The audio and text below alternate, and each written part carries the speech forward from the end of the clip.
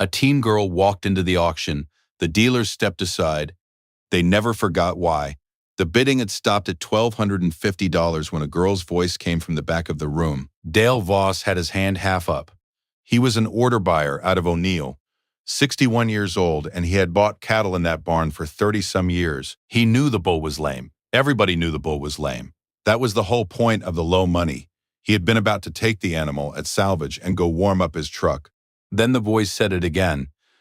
1,300. Most of the room turned around with him, and what they saw was a teenage girl in a canvas coat 2 sizes too big, standing by herself near the door, not looking at a single one of them. She was looking at the bull. Dale looked at the girl. Then he looked at the bull. Then he looked at the girl again, and he did something that day he could never quite explain to anybody afterward. He put his hand down. He stepped back half a step. He let her have it. He told people later he didn't know why he did it. He just felt like he ought to. This is the story of why. Most folks who watch a story like this once scroll on past and never stop to subscribe. But if you have ever been talked over, waved off, or sized up and dismissed for how young or how small you happen to look that day, stay with me. Subscribe. This one is for you. The rest of it is worth your time. It was the second Saturday of March 2017 in Holt County, Nebraska, up in the Sandhills country where the grass runs to the edge of the sky and the cattle outnumber the people 40-1. There was old snow in the fence lines and new mud in the lot. The sale barn sat just outside O'Neill, a long steel building with a wood-railed ring in the middle and bleacher seats worn smooth by 60 years of work pants. Inside it smelled like manure and diesel and sawdust and coffee gone bitter in the urn.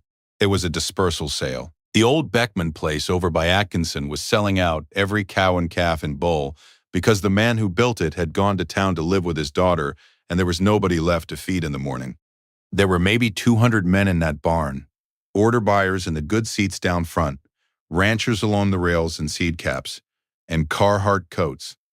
A few wives with thermoses, and among all of them, up by the door, there was one girl, 16 years old. Alone, her name was Della Hartwig, and she had driven herself there in her grandfather's 1996 Ford F-250, the white one with the dented bedside and the John Deere cap still hooked over the gear shift where he'd left it. She parked it in the long row of trucks and trailers and walked in like she belonged, which is a thing that takes some doing when you are the only one of your kind in the room.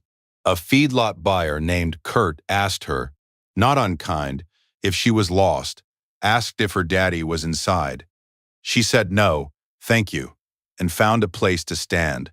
A couple of men near him grinned at each other. It wasn't cruel, exactly, just the sound of grown men finding something a little unusual and not knowing what to make of it. A girl, by herself. At a bull sale, Della heard all of it and let all of it go past her like weather. She had not come there for them. She had come for one animal, and she already knew which one. Lot 47 came down the alley a little after 11. A 3-year-old registered Angus bull, black and deep and heavy through the front, with a good head on him and a sour look in his eye. And he was limping. Right front, he came into that ring tipping his weight off the foot every other step, and the whole barn read it in about 2 seconds flat. You could feel them write him off. A bull is feet and legs before he is anything else, because a bull that can't walk can't breed, and a bull that can't breed is just expensive hamburger. The word went around the rails without anybody saying it out loud. Bad feet, unsound, won't make a breeding season. The men who'd come to buy a herd sire crossed him off and waited for lot 48. The math was plain, and the order buyers did it in their heads. A sound bull like that, 3 years old, papers on him, good as he was bred, would bring $4,500 to maybe $6,000 on a normal day.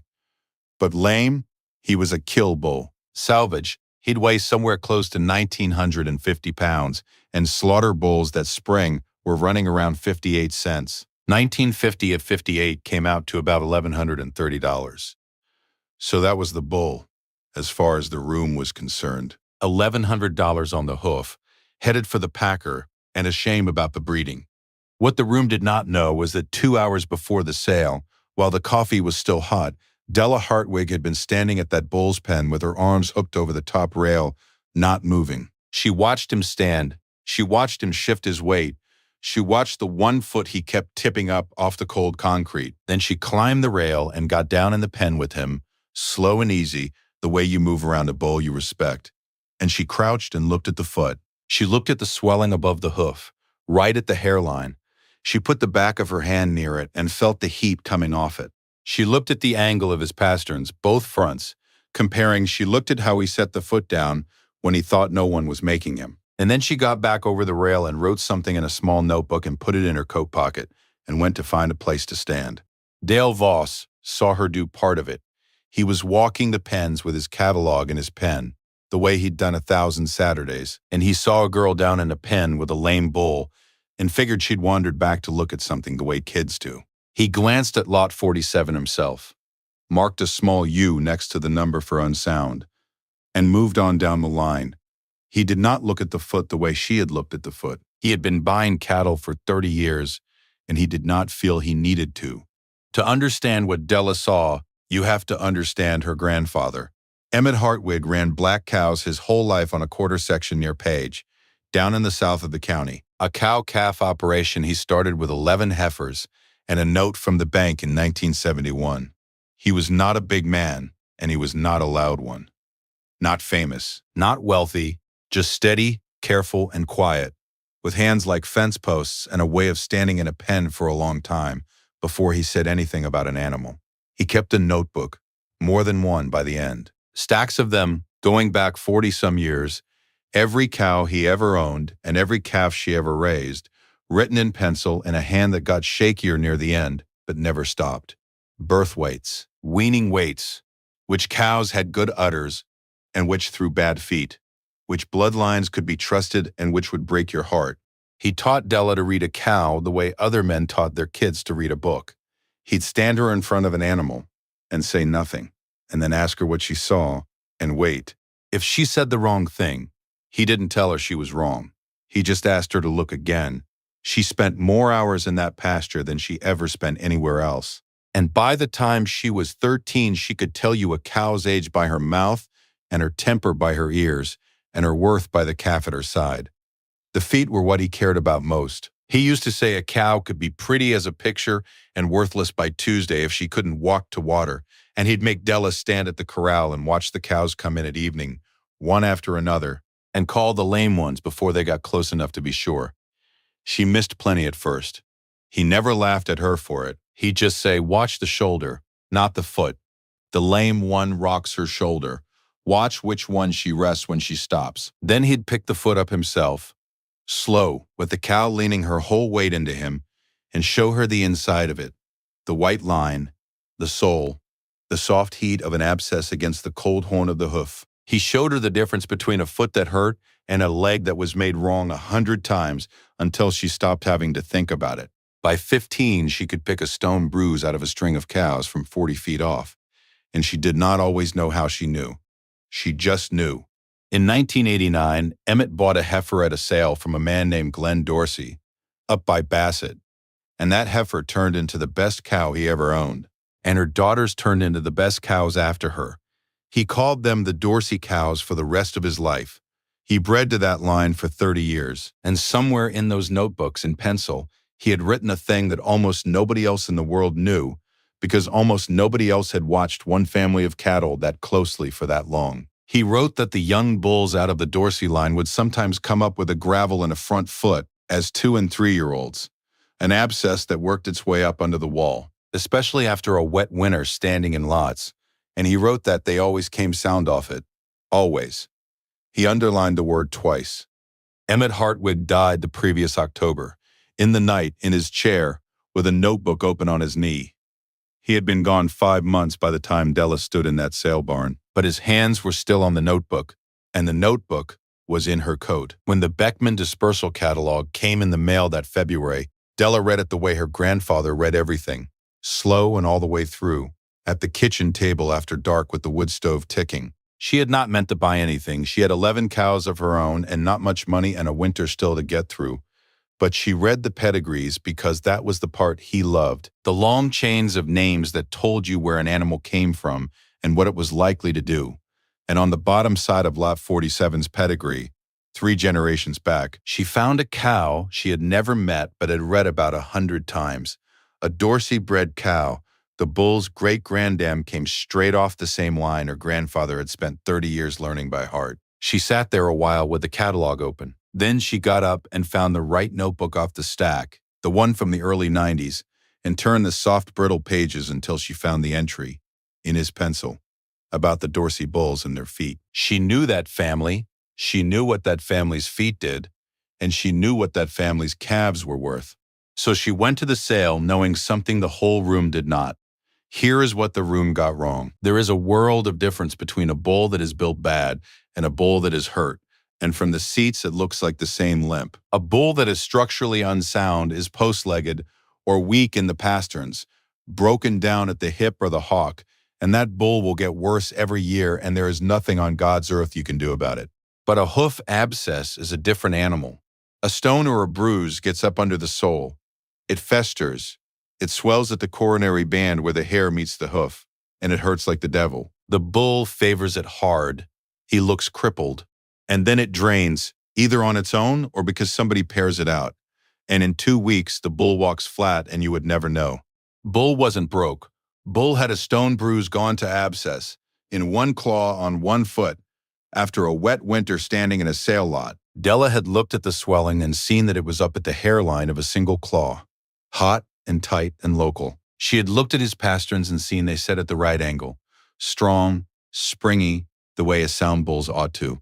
She had watched him put weight on the other 3 feet square and easy. The barn saw a limp and stopped looking. She kept looking. That was the whole difference, and it was worth thousands of dollars, and she was the only one in the room who knew it.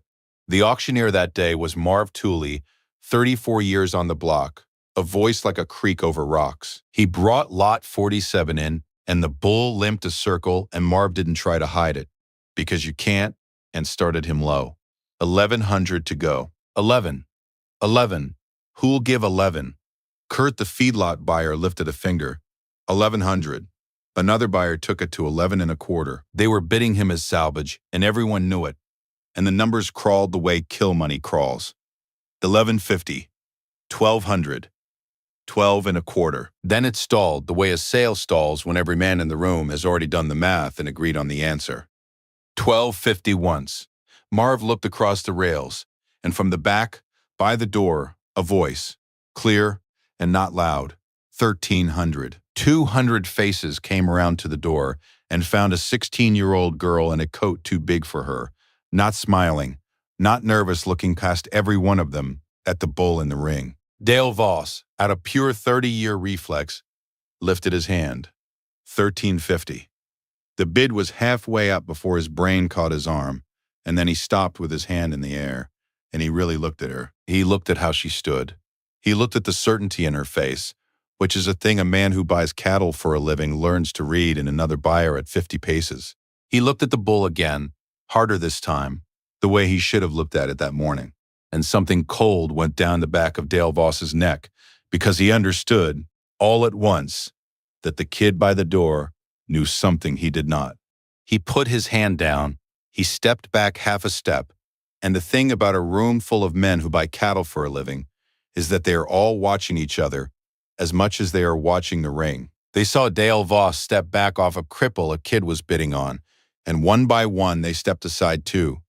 Maybe she was a foolish girl about to overpay for hamburger. Maybe she knew a thing they didn't. Either way, not one of them was going to be the man who chased a teenager up the ladder on a lame bull and then found out she was right. So they let it lie. 1,300. Marv waited.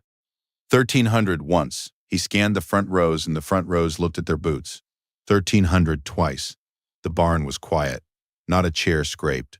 Sold. $1,300 to the young lady at the door. She didn't smile. She nodded once, the way her grandfather used to nod, and she walked to the window and paid for him. 1,300 even, out of $4,200 she had in a savings account she'd built up over 6 years, showing 4-hour steers, $50 and $100 at a time.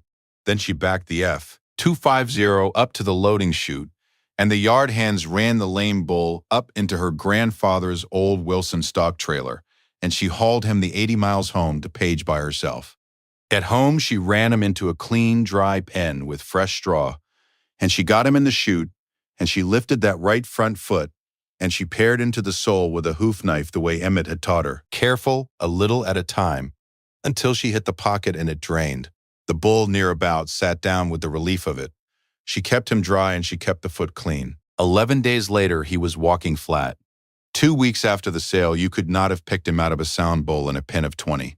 She turned him out on her cows that June and on a neighbor's cows for a fee, and the next spring his calves hit the ground heavy and even and sound, with the good feet that family always threw. Word got around the way word does in a county where everybody knows everybody's cattle.